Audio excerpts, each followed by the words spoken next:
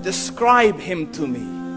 And Muslims, look at the description of your Rasool. And for some, this would be the first time you hear what your Prophet looked like. I saw a man of striking appearance.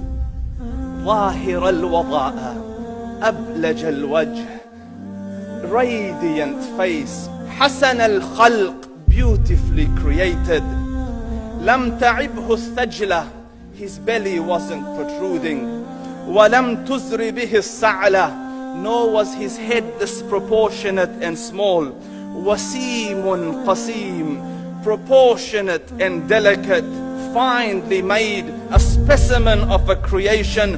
في عينيه دعج, in his eyes there was a contrast. The dark was immensely dark, the white was excessively white. وفي أشفاره وطف, and his eyelashes were long. وفي صوته صهل, and in his voice was a natural echo. وفي عنقه سطع, and his neck was elegantly long. وفي لحيته كثاثة, his beard was full and thick. أزج أقرن, his eyebrows were arched, but they were not joined, it was separated.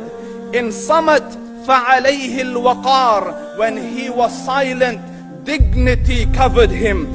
وإن تكلم سماه وعلاه البهاء, and when he spoke it was audible and clear, almost commanding and overtaking.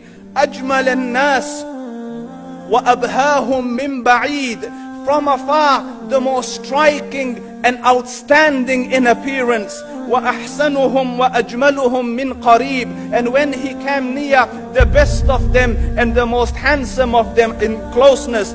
حلو المنطق, such an exalted and sweet level of logic.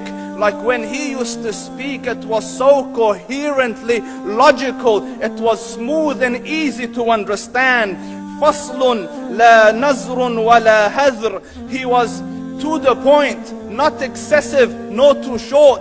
كأن منطقه خرزات نظم يتحدرن, his logic, his utterances, his words were like jewels coming out of a necklace, calculated, polished, one after the other, it would flow magically. ربعة, he was medium in height.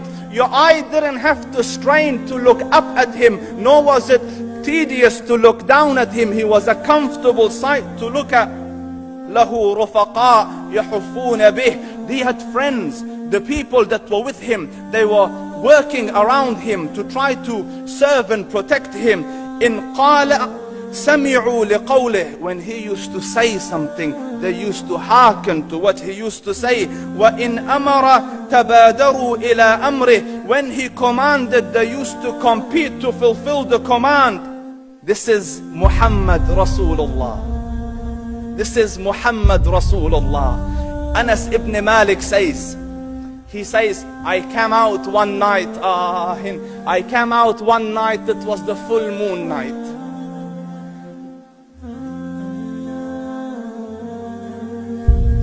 And I looked at the moon, and in the desert, understand, the moon is an awesome sight. It is smooth, it is radiant, it is clear, it is gentle compared to the scorching sun at which they are used to. So the moon was the epitome of beauty. So he says, I came out at a full moon night and I looked at the moon and I saw it, beautiful, handsome. So I said, let me go see if the moon is more handsome or my Prophet is more handsome. Let me see if that is more beautiful or the Prophet is more beautiful. So I went and I saw him standing afar. So I looked at his face and I looked at the moon, and I looked at his face, and I looked at the moon, and I looked at his face, and I looked at the moon, and he said, Wallahi, he was more handsome than the moon in its entirety. That is just the look of your Rasool. Aisha radiyallahu anha says, I was sewing with the needle, my needle dropped in the dark, I couldn't find it. I said, Ya Rasool, I can't find it. He moved his face close, and I swear, out of the radiance of his face, I found my needle. And the Prophet sallallahu alaihi wasallam was mind-bogglingly handsome, but his handsomeness was covered with waqar and jalal and hayba. The Sahaba say, when we used to sit at his feet, two feelings conflicting would come on the heart. The first one, you wanted to look at him. You wanted to behold the majesty of his face. And when you wanted to look up, shyness used to overtake you, so you used to look down. Amr ibn al-As says, I sat with him many times, but if you ask me to describe his face, I can't describe it. I wouldn't be able to look up to him ijlalan wa ta'zeeman. I couldn't look up at him. And that is why he didn't have the problems that Yusuf alayhi salam had. Because it was difficult to penetrate the awe and the splendor of the Rasool.